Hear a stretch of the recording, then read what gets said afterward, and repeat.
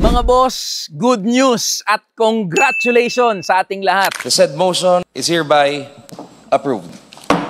Sa wakas, inaprubahan na ng Committee on Labor and Employment yung pinagsama-sama ng mga panukalang batas na magbubuwag sa walang kwentang provincial rate. Napaka-historic, makasaysayan nito mga boss dahil after 36 years ng walang humpay na pag-iingay, pangangalampag at pagkilos ng mga manggagawa, ngayon lang sineryosong pag-usapan at ipasa yung mga panukalang batas patungkol sa pagbubuwag ng provincial rate. Ngayon pumasa na sa committee level yung pagbubuwag ng provincial rate, aakyat na ito sa ikalawang pagbasa kung saan magkakaroon ng period of sponsorship and debate at mga posibleng amendment doon sa ating panukalang batas. Pagkatapos nito ay pagbobotohan ng buong plenaryo yung ating panukalang batas sa pagbubuwag ng provincial rate. At pagkatapos ng second reading ay pagbobotohan na itong pagbubuwag ng provincial rate sa ikatlo at huling pagbasa dito sa House of Representatives. Ibig sabihin yan mga boss, mas lumalapit na sa katotohanan yung ating pangarap na mabuwag na yung walang kwentang provincial rate at maipantay na yung minimum wage sa Luzon, Visayas at Mindanao.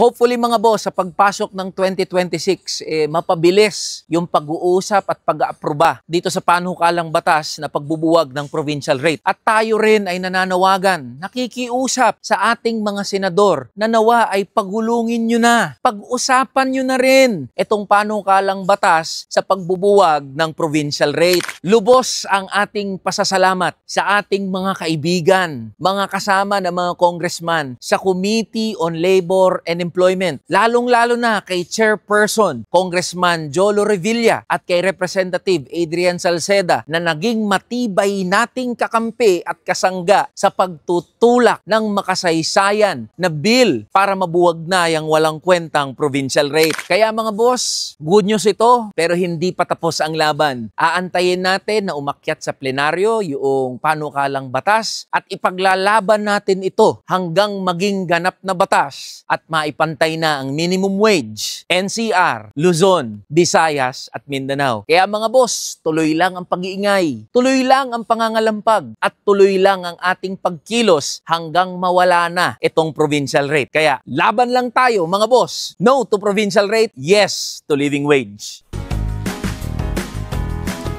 Manila Provincial Rate pagpantayin. Tara na, kamanggagawa.